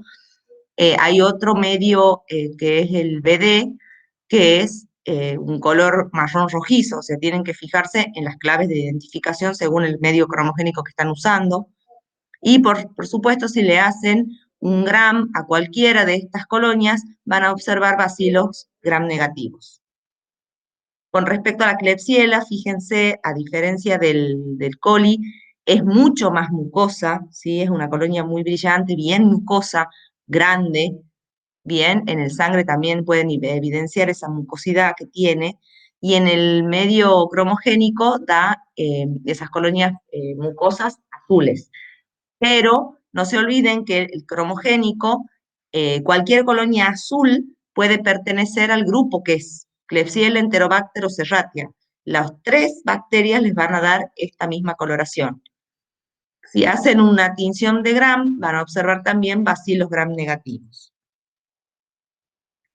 Con respecto al Proteus, fíjense, en el CLED es lactosa negativo, se observan bien las colonitas aisladitas, porque está inhibida la movilidad del Proteus. El Proteus tiene una movilidad que es característica, que es swarming, que invade toda la placa. Fíjense en el agar sangre cómo están esas olas, digamos, de movimiento, cómo se observan perfectamente ese desplazamiento de la bacteria. Por eso es que usamos el CLED, porque si nosotros tenemos, primero, un sangre, es imposible hacer un recuento porque la bacteria invade todo el medio. Y en el cromogénico dan digamos, no da una coloración particular, pero el medio se pone como marroncito o amarillento. Si hacen un gram, van a observar también bacilos gram negativos. El Enterobacter, fíjense que en el grupo, o sea, en el cromogénico también es una colonia azul y mucosa. En el CLED es lactosa positivo, también es mucosa. Y en el sangre también, una colonia grande, mucosa, de borde entero. Si lo observan microscópicamente van a ver bacilos, o sea, en este caso no se puede hacer mucho más que eh, evidenciar que son bacilos. Por eso, una vez que ya sabemos si estamos frente a cocos gram positivos o a bacilos gram negativos, vamos a proceder a la identificación fenotípica. Si estamos frente a cocos, ¿qué es lo que hacíamos? Primero, una catalasa, para ver si estábamos dentro del grupo de los estafilococos y micrococos o dentro del grupo de los estreptococos y enterococos. Si la catalasa es positiva, ya pensamos en estáfilo y hacemos toda la batería, porque no se olviden que dentro de los estáfilos que pueden producir infección urinaria está el estáfilo coagulasa negativa, que es el Saprophyticus, y puede también estar Staphylococcus aureus. En ese caso era que sospechábamos también que provenía de otro foco, ¿sí? Porque es por la vía hematógena. Entonces hacemos todas las baterías. Hacemos coagulasa, termonucleasa, novobiosina, urea, PIR, azúcares, ¿sí? Maltosa, por ejemplo, ornitina, descarboxilasa. O sea, hacemos toda la batería para ya sea que sea un coagulasa positivo o un coagulasa negativo. Y si es catalasa negativo, directamente podemos hacer un PIR para diferenciar. Si el PIR es positivo, podemos estar frente a un enterococo, ¿sí? Haríamos lo que sería toda la batería para los enterococos. El crecimiento en BHI, cloruro de sodio, bilis esculina, telurito, azúcares, ¿se acuerdan? Arabinosa, sorbitol, etc. Y si el PIR es negativo, puede deberse a una galactiae, porque habíamos dicho que también es un agente causal de infección urinaria. En ese caso procederíamos a hacer el test de CAM y purato y bueno, y la serología del grupo B. Si tenemos un bacilo, si es un bacilo gram negativo, algo que nos puede ayudar mucho es la oxidasa. Si la oxidasa es positiva, podemos estar frente al grupo de los no fermentadores, entonces haríamos toda la batería de no fermentadores. Otra cosa que se tienen que fijar es el CLED, porque si es lactosa positiva, por ejemplo, en ese caso ya pueden obviar la oxidasa, ¿sí? Podrían no hacerla, porque ya los lactosa positivos están fermentando la lactosa y ya son fermentadores, ya podemos hacer directamente la batería de propiedades bioquímicas para una enterobacteria. TCI, citrato, urea, sin, miolía, fenil, rojo de metilo, Voges-Proskauer, y en este caso fíjense que son todas, ¿sí? Habíamos visto en copro que hacíamos las mínimas, hacíamos TCI, citrato, urea y sin, porque en copro nosotros a partir de esas propiedades mínimas después recurríamos a la serología. Entonces, cuando es una muestra extraintestinal, ya sea urinaria o no urinaria, hacemos el conjunto completo de baterías, ¿sí? Eso tiene que quedarles clarito, porque en la hora de rendir el final, muchas veces que se quedan con las 4 propiedades mínimas y no es suficiente, ¿sí? En caso de que sea extraintestinal, todo el conjunto completo de las 8 propiedades. Y bueno, en el caso de que sea oxidasa positiva, el conjunto completo para no fermentador, que vamos a ver la clase que viene, que es el OF, o sea, es la utilización de azúcares por oxidación o fermentación, el FLN, que nos permite ver fluorescencia, lactosa y la reducción de nitrato, movilidad nitrato es el MN, el KING-A y el KING-B, que es para la visualización de los pigmentos, también llamados agar-P y agar-F. La esculina, cetrimida, acetamida, o sea, evidenciar el crecimiento en sales de amonio cuaternario, crecimientos a distintas temperaturas, a 4 y a 45 grados, y la hidrólisis o liquefacción de la gelatina. Con respecto a la familia Enterobacteriaceae, en esta tabla están incluidos los géneros más frecuentes, ¿sí? Y fíjense que en la tabla tiene, digamos, la propiedad de la que se está por evaluar y tiene un porcentaje al lado. ¿Eso qué quiere decir? Dentro del género Escherichia y dentro de la especie Escherichia coli, quiere decir que el 95% de las bacterias de los E. coli son lactosa positivos. Que el 99% no produce ácido sulfídrico. Bien, que la glucosa la fermentación de glucosa puede estar acompañada con gas, con la formación de gas, que el 99% es urea negativa, que el 99% es citrato negativo. Entonces, ustedes fíjense que tienen bacterias que tienen un porcentaje casi total, digamos, que son características de la bacteria, ¿sí? Por ejemplo, yo no me voy a ir a fijar como característica diferencial en una propiedad que sea como en el Citrobacter freundi, que tengo un 78% o un 44%. Siempre vamos a mirar primero las que son 100% positivas o negativas según el caso, o un 98-99%. ¿Bien? ¿Esto qué quiere decirles? Que, por ejemplo, si nosotros vamos a ver unas propiedades, lo primero que vamos a hacer si sospechamos de coli es que vamos a tener citrato negativo, indol positivo. Yo les había dicho a modo de frase que se usa mucho es citrato negativo, indol positivo, coli hasta que se demuestre lo contrario, ¿sí? Porque son propiedades típicas de coli. Después, por ejemplo, podemos ver el rojo de metilo, que es positivo siempre. En el caso del grupo KES, Klebsiella Enterobacter serratia, vamos a ver que todas son citrato positivo, ¿sí? En alto porcentaje, ¿sí? Por eso pertenecen al mismo grupo QES. En el caso de Proteus, Providencia y Morganella, tenemos que pertenecían a la tribu Proteae, ¿se acuerdan? Y es que todas son lactosa negativa, ¿sí? La Providencia es la que puede llegar a ser lactosa positiva en algunos casos. Fíjense acá, en este caso, Proteus, Providencia y Morganella producen una reacción con el LIA, o sea, con la lisina, no la decarboxilan, sino que la desaminan en el 100% de los casos, o sea, dan una reacción específica que queda rojizo, ¿sí? Porque es por la desaminación, no la decarboxilación, y que el fenilalanina positivo, todos pertenecen a este grupo porque son fenilalanina positivo. Entonces, esas son características de grupo, ¿sí? O características en el caso de coli de especie, que nos van a permitir la identificación. Nosotros vamos a tener 8 propiedades, entonces tenemos que ver siempre primero esas, que son las que más información nos dan, y después completar con el resto. Sí puede ser que les coincidan 7 de las 8, perfecto para coli, y hay una que, por ejemplo, puede ser que sea inmóvil. Y nosotros decimos, no, pero coli es móvil, ¿no? Bueno, pero hay un porcentaje de coli, que es el 5%, que es inmóvil. Y ustedes ya también lo vieron, ¿sí? Que hay colis inmóviles.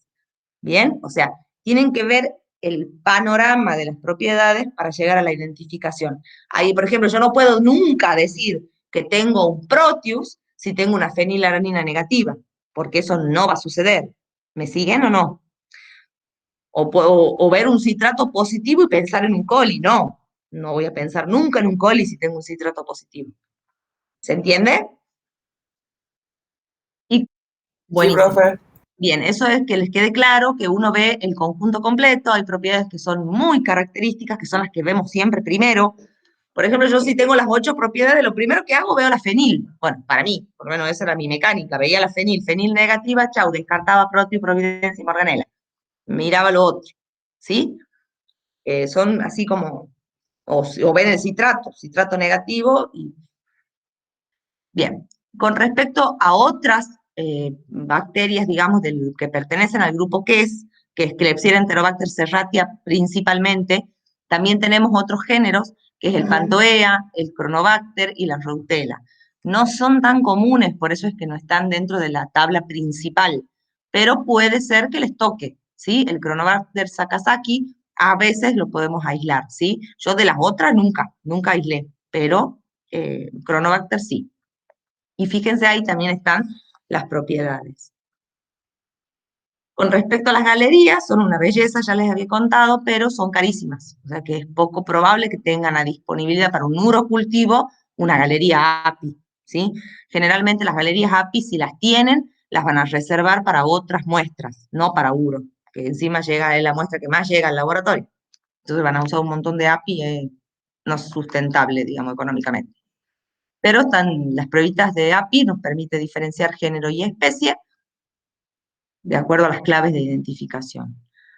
Sí podemos valernos, si tenemos en nuestro lugar de trabajo, del VITEC, ¿sí? Se utilizan las tarjetas GN para identificación de bacilos gram negativos y nos permite identificar más de 150 bacilos gram negativos, entre ellos fermentadores y no fermentadores.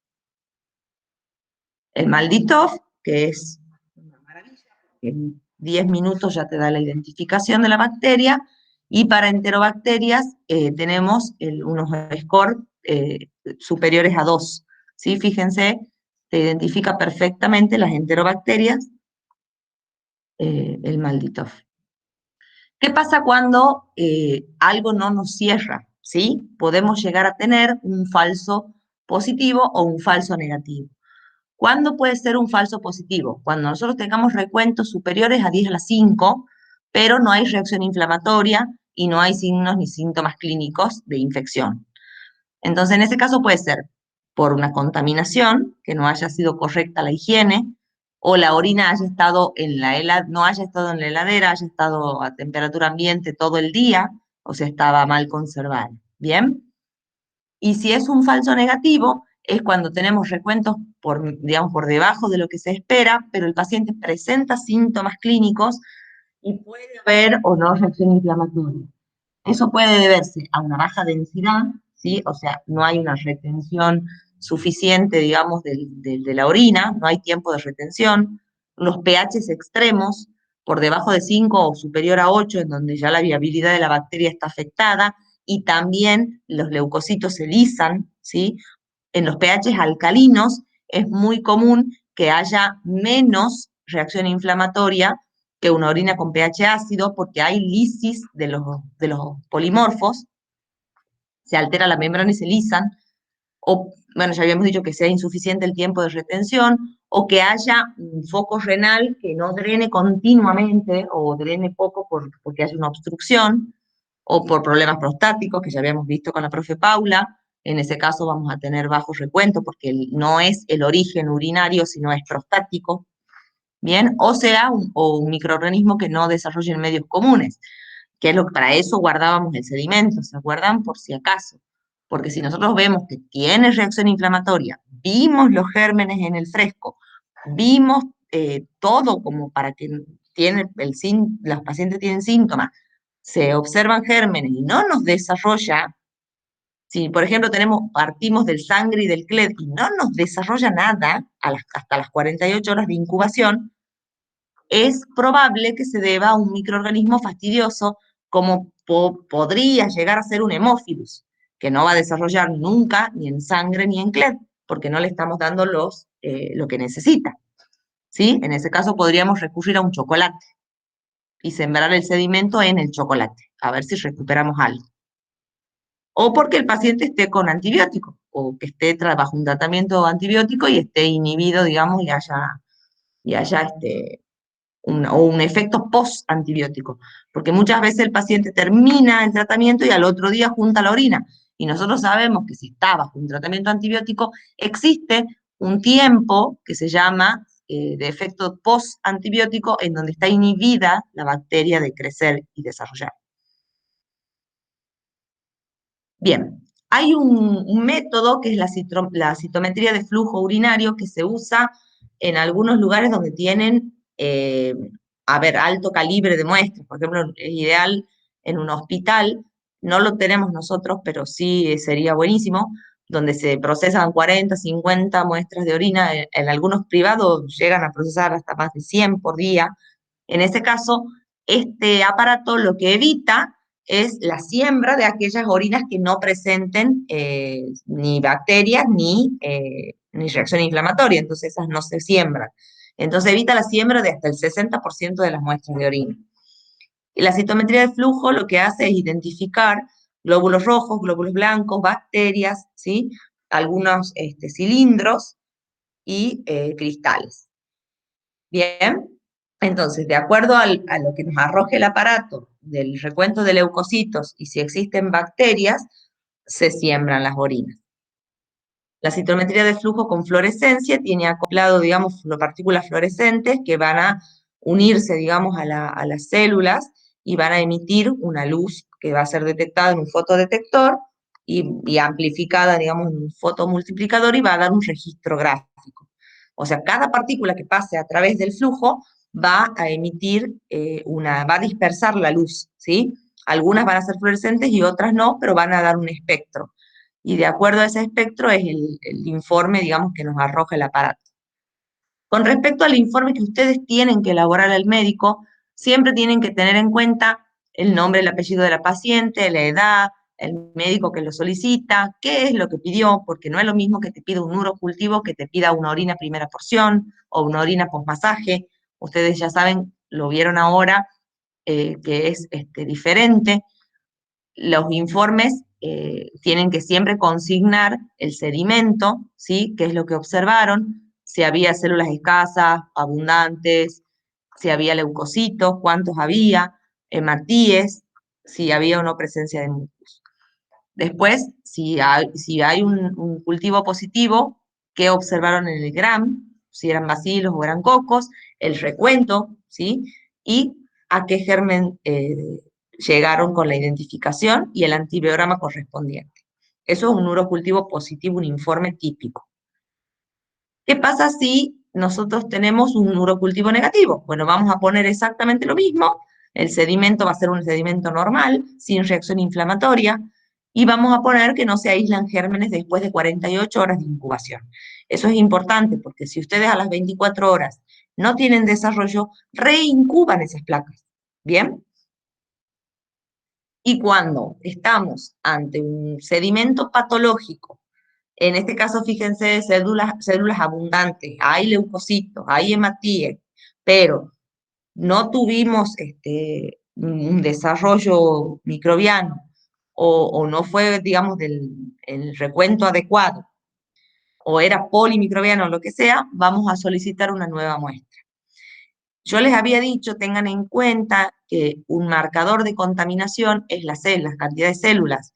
Si nosotros tenemos células abundantes y tenemos abundantes leucocitos y el paciente es femenino y está en edad sexualmente activa, en ese caso yo siempre les digo a los chicos cuando iban a rotar, busquen tricomona, porque muchas veces no el origen no es urinario, sino que es vaginal y están con una tricomoniasis. Y en muchos casos, si buscan detalladamente, algunas, las tricomonas cuando están muertas parece un leuco, o sea, no lo van a diferenciar nunca. Si la orina es fresca, la tricomona se mueve hermoso y se observa que es como un leucocito un poquitito más grande que el leuco y el movimiento y tiene todos digamos, los flagelitos. Entonces, siempre que tengan un sedimento con mucha célula y mucho leuco, si es de una mujer, y obviamente si no está embarazada, porque la embarazada es muy común la descamación, y es normal, busquen algo más, ¿sí? Puede ser una tricomoniasis. Muchas veces sí. Bien, y bueno, esto ya lo vieron con la profe Paula, la punción suprapúbica, que se va a interpretar diferente, ¿sí? Porque ahí sí ya es una punción directa en un sitio estéril, entonces ya es otro recuento, otra interpretación, y con respecto con la secreción prostática y el masaje prostático, también no hay un punto de corte, sino la relación que existe entre la orina postmasaje y la orina premasaje. Bueno, y ahora salimos del tracto urinario, ¿y qué pasa cuando estas enterobacterias se encuentran produciendo infección en otro sitio? Puede ser una infección de herida, o un líquido asítico, que puede ser una peritonitis, o bueno, en cualquier otro lado, un absceso, lo que sea que nos llegue al laboratorio, puede ser un líquido de punción, o puede ser un tejido, ¿sí? En ese caso, ¿qué hacemos con la muestra? Debemos sembrarla, siempre primero tienen que sembrarla, en estos casos sí, en todos los medios que dispongamos, en la mayoría de los medios que podamos tener en el laboratorio. Sangre y chocolate para darle la oportunidad a cualquier microorganismo fastidioso que desarrolle, McConkey y ACIDA, que ya son medios selectivos, que nos permite visualizar ya el crecimiento de bacilos o de cocos, ¿sí? Ya son selectivos. Y siempre nos debemos apoyar de un caldo, ¿sí? Que el caldo puede ser o BHI o tioglicolato. La diferencia es que el BHI es un caldo súper nutritivo y nos permite el desarrollo de todos los microorganismos, pero no de los anaerobios. Y el tioglicolato tiene un ambiente reducido, digamos, en oxígeno, tiene un potencial redox bajo y nos permite recuperar algunos anaerobios, porque sobre todo las infecciones intraabdominales, probablemente estén involucrados también algunos anaerobios, ¿sí? Y en ese caso nos sirve más el tioglicolato. Por eso a mí me gusta trabajar en vez de BHI con tioglicolato, ¿sí? El BHI me gusta únicamente cuando es para líquidos cefalorraquídeos, porque ahí sí me permite que me desarrolle todo, hasta el más fastidioso. Una vez que incubamos, nos quedamos tranquilos y vamos a hacer el examen directo, que el examen directo va a ser, digamos, un Gram, una coloración de Gram, para observar si hay bacterias y, bueno, obviamente también vamos a ver si hay leucocitos y demás. La observación macroscópica de las colonias, vamos a ver la morfología en los medios de cultivo. Por ejemplo, si les desarrolla en sangre en chocolate, pero no en McConkey, ¿sí? No desarrolló en McConkey, sí en SIDA, ahí ya podemos pensar que es un coco, ¿sí? Porque la SIDA inhibe el bacilo, entonces ya vemos que puede ser un coquito. Si nos desarrolla en sangre en chocolate y en McConkey, pero no en SIDA, ya nos vamos orientando para los bacilos, porque en el McConkey no desarrollan los cocos. Y bueno, y así nos vamos ayudando. También la morfología de la colonia te ayuda muchísimo. En el McConkey podemos ver también si es lactosa positiva o negativa. Y si no desarrolla en nada, en ningún medio, ¿qué hacemos? Tenemos nuestro caldito, que es el respaldo. Entonces vamos observando ese caldo, a ver si está turbio, y si presenta turbidez, lo que se hace es homogeneizar, se lo puede vortexear, y de ahí pasar a hacer el pase, un subcultivo en medio sólido. Bien, muchas veces, según el origen de la muestra, a veces no nos desarrolla bien en la muestra directa, en la siembra directa, y el caldo nos sirve para recuperar los microorganismos, ¿sí? Sobre todo si el paciente ya viene con una terapia antibiótica, fíjense si es una herida quirúrgica, una infección de una herida quirúrgica, probablemente el paciente está con antibiótico, porque después de la cirugía le dan antibiótico igual. Entonces, todo eso influye en el desarrollo de la siembra directa. Y el caldito nos sirve porque tiene alto contenido, digamos, de levadura y permite regenerar la pared bacteriana. ¿Bien? Entonces, siempre, siempre que sea una muestra extraintestinal, aparte de la siembra directa en los medios sólidos, hacemos una siembra en un caldito.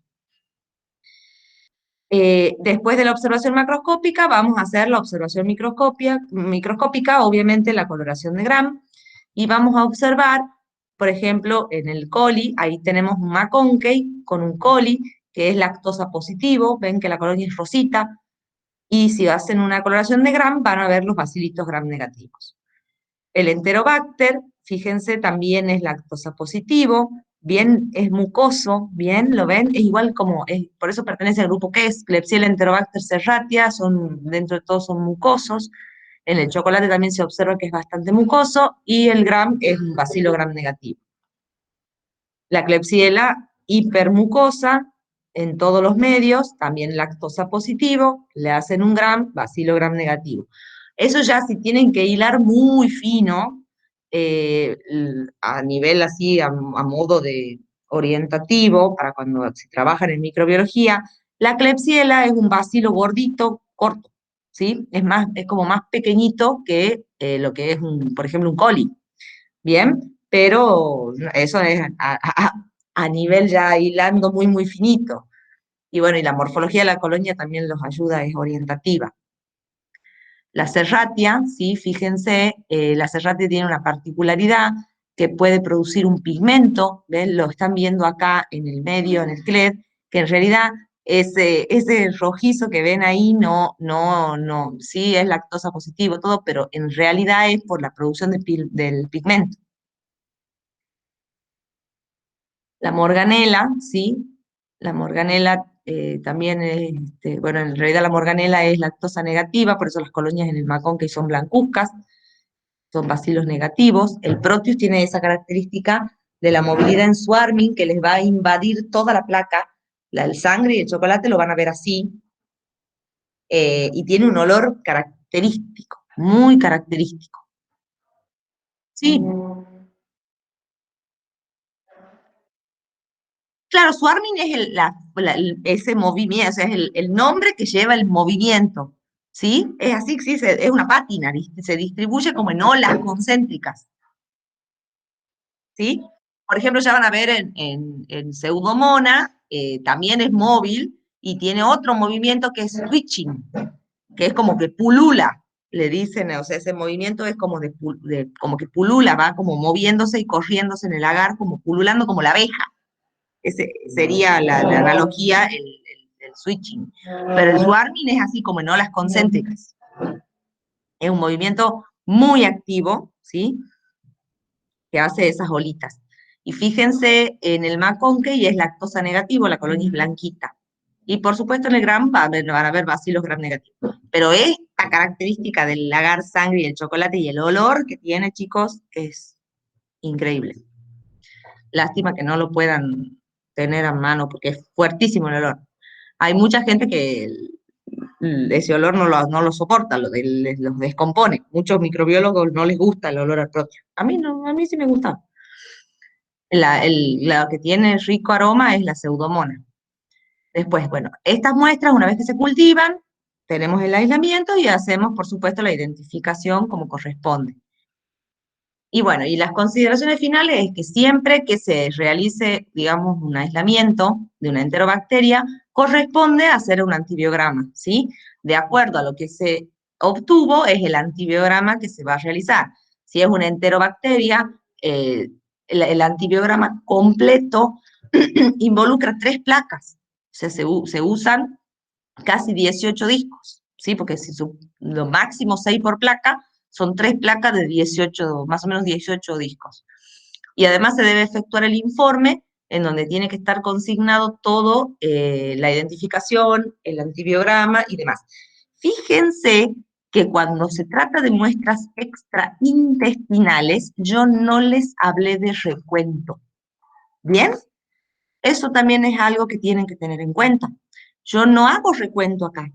Yo hago siembra por agotamiento y lo que obtengo es lo que informo. ¿Me siguen? Sí, profe. Bueno, eso para que se vayan haciendo una idea. ¿En qué casos hago recuento y en qué casos no? En un diagnóstico de una muestra extraintestinal, ya sea un tejido, una punción, una aspiración o lo que sea, no hago recuento. En una orina tengo que hacer recuento. Si es una infección urinaria por una orina de chorro medio sonda, hago recuento. Si es punción suprapúbica, de alguna manera me fijo, tengo un número, una guía, por si es coco o si es bacilo. Si es bacilo, cualquier número. Si es coco, más de 10 a la 3. Si es postmasaje, premasaje, veo relación de desarrollo. No veo recuento en sí, sino relación. Y si tienen una muestra respiratoria, si es un esputo, más o menos se ve cualitativamente. Y si es una muestra respiratoria, como un aspirado traqueal o un lavado broncoalveolar, debo hacer recuento. Si es una muestra extraintestinal, no hago recuento. ¿Bien? Eso para que les vaya quedando la idea. Bien. Bueno, chicos, eso es todo. ¿Les ha quedado más o menos claro? Sí, profe. Sí, profe. Sí, profe. Bien. Profe, una Sí. consulta me ha Sí. quedado. Del caldo de enriquecimiento BHI, Sí. después, ¿en dónde lo subcultivamos? Lo mismo, agar sangre, chocolate, Ah, bien, McConkey, ¿sí? bien, Porque es un respaldo. Si no bien, bien. desarrolla en el directo, puede pasar que no te desarrolle y el caldo sí presenta turbidez. Ah, fíjense, eso es otra cosa que no les dije y sí es importante ese caldo, porque no es que yo al otro día lo tiro, no. Cuando es una muestra extraintestinal, el caldo se lo guarda, o sea, se lo incuba 5 días por lo menos, ¿sí? En algunos casos lo incuban 7, pero mínimo son 5 días de incubación. Entonces yo observo a las 24 horas, no tengo desarrollo en el directo, pongo directo 24 horas negativo. Reincubo las placas, esas del directo. Y a su vez observo el caldo. Si el caldo no presenta turbidez, lo vuelvo a incubar y a las 48 horas lo miro de nuevo. Entonces ustedes ya miran la placa, nada, descartan las placas y se quedan con el caldo. Y hacen a las 48 horas la observación, no hay turbidez, reincubo. Y así hasta 5 días. El quinto día, ustedes sacan el caldo, lo miran, si no hay turbidez, lo mismo tienen que hacer un pase para dar, ese se llama pase de salida, porque lo mismo tengo que hacer el subcultivo en medio sólido al quinto día del caldo, tenga o no tenga turbidez. Después de que se pase de salida, no desarrolla nada, hago el pase en medio sólido y hago un gramo, ¿sí? No desarrolla, bueno, ahí sí ya la muestra es negativa, el resultado es negativo después de 5 días de incubación. porque yo intenté 5 días. Ahora, si el caldo se les positiviza al segundo, al tercer día, hacen el subcultivo en medio sólido, que siempre va a ser sangre, chocolate, siempre, y le pueden agregar un McConkey o un Cledo, un Levin, una Sida, lo que tengan. Y en ese caso, el Gram. Y de ahí esperan ese crecimiento, ¿bien? Y en ese caso se consigna desarrollo tanto a los 72 horas, a los 4 días, ¿sí? Cuando están siguiendo el caldito. Pero no es que se olvidan del caldo y lo... ¿Les quedó claro? Sí, profe, gracias. Perfecto. Bueno, chicos, si no tienen dudas, yo les recomiendo que vean el manual de siembra y fíjense ahí cómo procesarían un líquido de punción, ¿sí? Cómo procesarían un tejido, es distinto, ¿bien? Sobre todo vean eso, un líquido de punción y un tejido, porque el líquido de punción lo tengo que concentrar, tengo que centrifugar, ¿bien? Es distinto. El líquido de punción se debe centrifugar, se debe sembrar del sedimento, en el caso que sea un tejido, si tiene hueso o no tiene hueso, cómo procedo en cada caso, si es un tejido blando, por ejemplo, una porción de músculo, lo debo disgregar con bisturí, lo tengo que macerar o disgregar, si es un huesito, se tiene que romper en mortero. Entonces, esas cositas que son las características propias de la muestra y cómo la van a proceder a sembrar, me gustaría que lo vean en el manual de siembra, así les queda la idea un poco más clara. Bueno, si no hay dudas, nos vemos el miércoles, chicos, y cualquier cosita, estamos en contacto por la vía de mail o el foro. ¿Bien?